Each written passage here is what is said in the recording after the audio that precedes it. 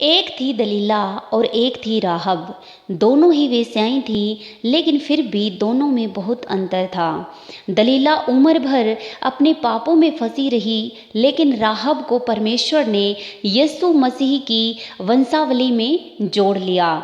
दोनों में क्या अंतर था, यही इस वीडियो में हम जानेंगे, इसलिए वीडियो के एंड तक बने रहना। बाइबल में दलीला और राहब दोनों की स्टोरी दी गई है।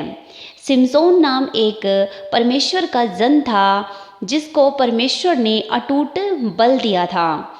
लेकिन सिमसोन की एक कमजोरी थी, वो वेश्याओं के पास जाता था। उसे दलीला नाम की एक वेश्या से प्रेम हो गया। वो उसके प्रेम में इतना अंधा हो गया कि वो दलीला की सच्चाई को समझ ही नहीं पाया। लेकिन दलीला के लिए तो पैसा ही प्रेम था। उसने ना तो परमेश्वर का डर माना और ना ही उसे सिमसोन से कोई प्रेम था। इसलिए उसने 1100 चांदी के सिक्कों में सिमसोन की मृत्यु का सौदा कर दिया और उसे दुश्मनों के हाथ पकड़वा दिया। दुश्मनों ने सिमसोन की आंखें निकाल ली, उसको बंदी बना दिया और आखिर में वो मारा गया।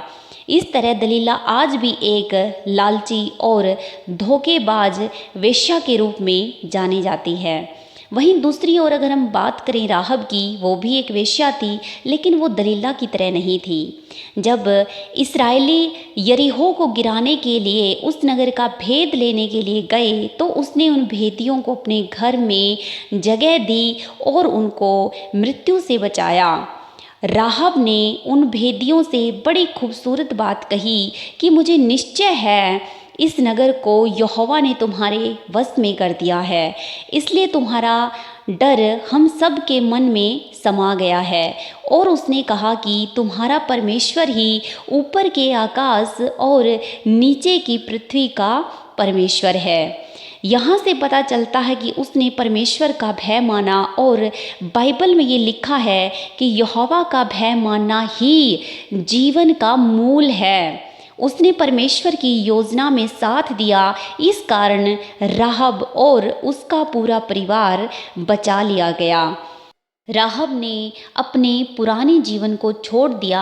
जब इस्राएलियों ने यरीहो नगर को जीत लिया, तब सलमोन नाम के एक इस्राएली ने राहब के साथ विवाह कर लिया। और नए नियम में यीशु मसीह की वंशावली में लिखा है कि सलमोन और राहब से बोझ उत्पन्न हुआ। ये वही बोझ था जिसने रूत के साथ विवाह किया था।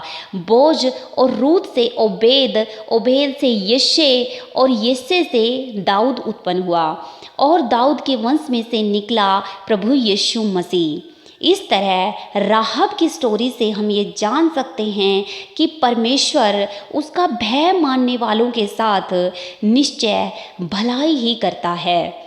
अगर आपको ये मैसेज समझ में आया है तो इस वीडियो को लाइक करें, शेयर करें और हमारे चैनल आत्मिक प्रतिफल को सब्सक्राइब करें।